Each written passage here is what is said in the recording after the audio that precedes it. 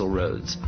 Other offshoots or preliminary groups are the Bohemian Group and Yale University's Skull and Bones organization, which we all know George W. Bush, George Bush Sr., and John Kerry were all a part of. Most every meeting by these groups are attended by the most powerful government officials, corporate leaders, media moguls, and royal families in the world. These meetings are held in secret and not a word of them reaches the mainstream media. How is it that so many powerful people can attend meetings alongside the mainstream media and not a mention of it makes it to the public? This all may start making more sense when you start understanding that common citizens aren't meant to know what is happening at the top. Is there any dispute that to gain power in our day and age, it takes strategy and intelligence rather than brute force? Logic will tell you that in any sport or game, to claim victory, you must keep your moves strategic and secret. Why would it be any different in global politics?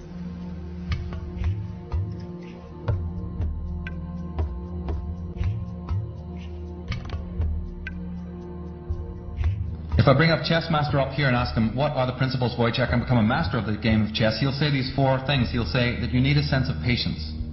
Now, if you don't have patience, don't even try to begin the game to learn it. He'll say you need a sense of timing. If you don't have a sense of timing, don't open the book. You have to have knowledge of your opponent, right? And then the fourth one that they'll tell you is that you need to have the willingness to make any and all sacrifices. Now, ladies and gentlemen, why are the dark side winning the game? It's because they've got infinite patience. They've been working on one thing for 50,000 years. I call that patience. They got a brilliant sense of timing because they know all about the astrology and the divination that we forgot, that our agricultural ancestors all knew about. Well, we're with the Julian calendar and we're not interested in any of that stuff anymore. We're slaves of the watch, but we don't know about the higher time to rule our own lives by. They have amazing knowledge of you, right? They have intense knowledge of us, their enemies. And the fourth one is the clincher, isn't it? Because they're willing to make any and all sacrifices when and wherever they need to do it.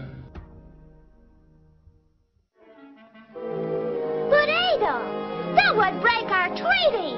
You're a good guy. Why, you hate war. You wouldn't go back on your word. Are you kidding?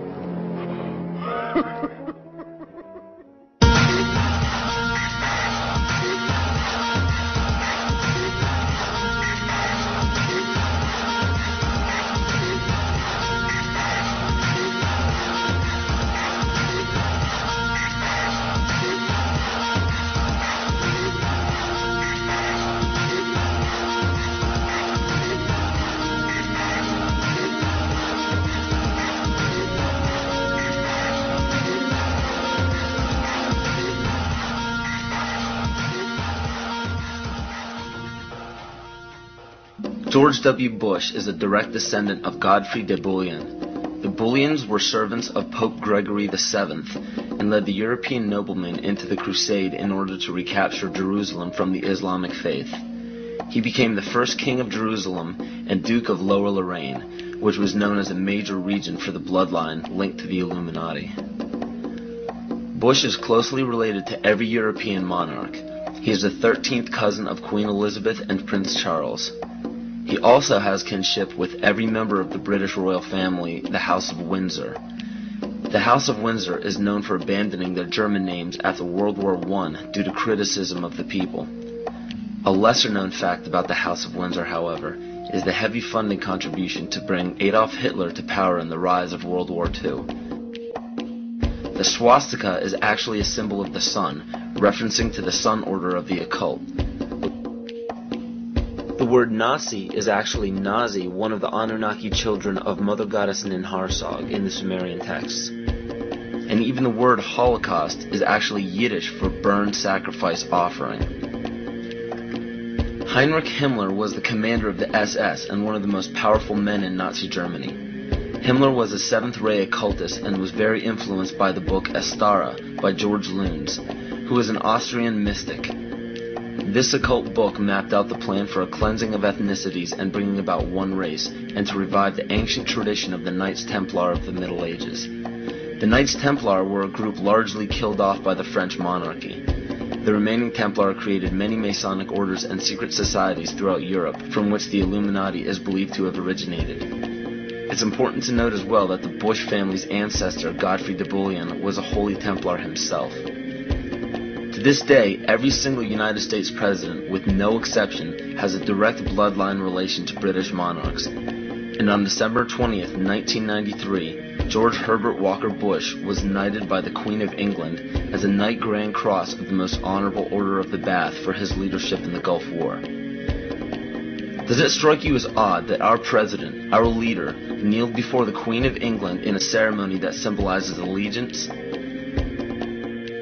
So what does this all mean? It simply means that throughout every major civilization, political power has remained in a select few bloodlines, and it is desperately held in the same manner today. It is openly admitted to the public that major leaders worldwide are part of secret fraternal orders or secret meetings.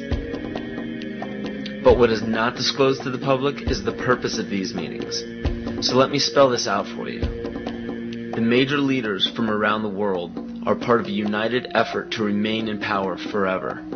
To do so, the people are lured into the trap of perpetual debt, making it impossible to be repaid by the people. So in turn, all property and assets will be repossessed by the debtor.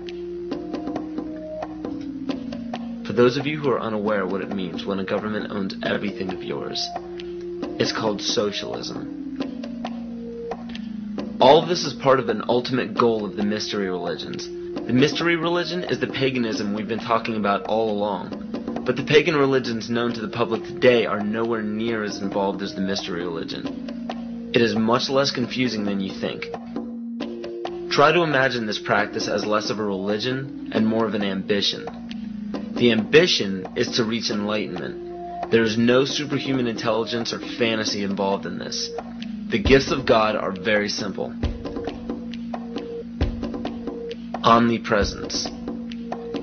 The power of one being or consciousness to be everywhere at once. Omniscience. The power of knowing everything that can be known. And omnipotence. To have unlimited power. We see all of this today. It cannot be denied.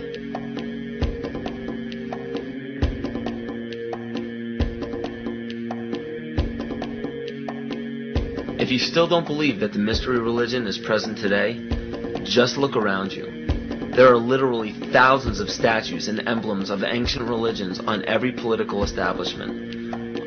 Even on military uniforms, these symbols are found everywhere, but not only in our country.